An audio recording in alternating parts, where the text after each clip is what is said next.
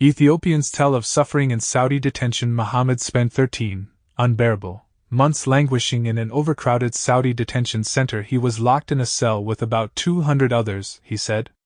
The detainees slept on the bare floor and were barely fed enough to survive. There wasn't enough food, Abdillah said of his time in the Shmizi detention center, east of Jeddah. We only ate breakfast and the rice we were given wasn't even enough for a single mouthful. The detainees were also denied medical care, the 31-year-old said. When we knocked on the doors to tell them someone was sick, they called us dogs and told us to let them die.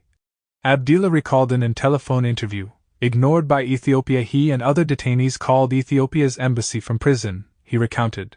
But they didn't help us. One day an embassy employee, who witnessed us being beaten up by the police, said to us, "Let them beat you." No one visited us when we told them that someone was sick. When we informed them about the death of an old man, they refused to take his corpse and bury it. Popular destination for migrants, Shahid Hassan spent even longer in detention.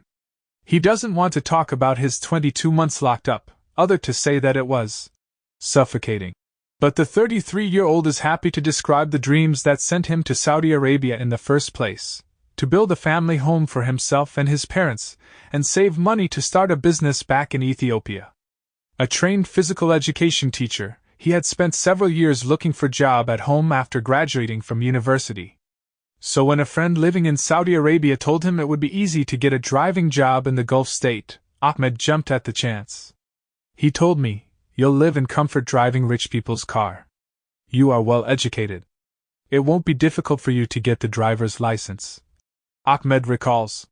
Saudi Arabia is a popular destination for Ethiopian migrants, with an estimated 750,000 of them residing in the Middle East country, according to the International Organization for Migration. Of these, some 450,000 have probably migrated through irregular means, and will need help to return home, the IOM said in a recent statement. Languishing in detention in the past few years, Saudi Arabia has carried out regular sweeps of undocumented workers, holding those arrested in large deportation centers. Human rights organizations have been denouncing the conditions of these centers for years. Detainees are chained together in pairs, forced to use the floor of their cells as a toilet, and confined 24 hours a day in unbearably overcrowded cells.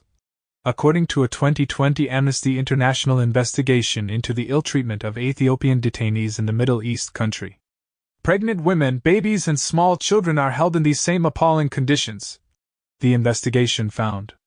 In interviews conducted in 2020, detainees told Human Rights Watch that at a center in Riyadh, some 350 men shared 2 to 5 toilets and had no access to soap and showers. Detainees also talked of being assaulted and beaten by guards, especially when they asked for medical attention or complained about the conditions, the rights organization reported. Perilous journey getting there. Before his last journey, Abdillah Muhammad had twice worked in Saudi Arabia to earn money to support his family. That's why he decided to make the trip for a third time in 2018, paying smugglers 10,000 rials, 2,500 euros or $2.700, to take him from the coastal town of Bosaso in Somalia across the Bab el-Mandeb Strait to Yemen, and then on to Saudi Arabia. But perhaps a portent of the tribulations to come, this third time proved to be a nightmare. 4 people died on the boat to Yemen from the heat, Abdillah said. Then at the border to Saudi Arabia, the caravan of Ethiopian migrants came under fire from guards.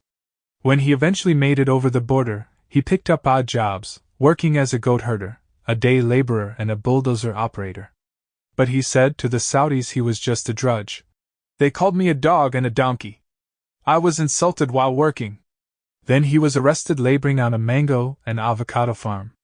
Little of promise at home. Ethiopia's government has put out a donor call for $11 million to help provide those returning with food, temporary accommodation, medical assistance, and counseling services.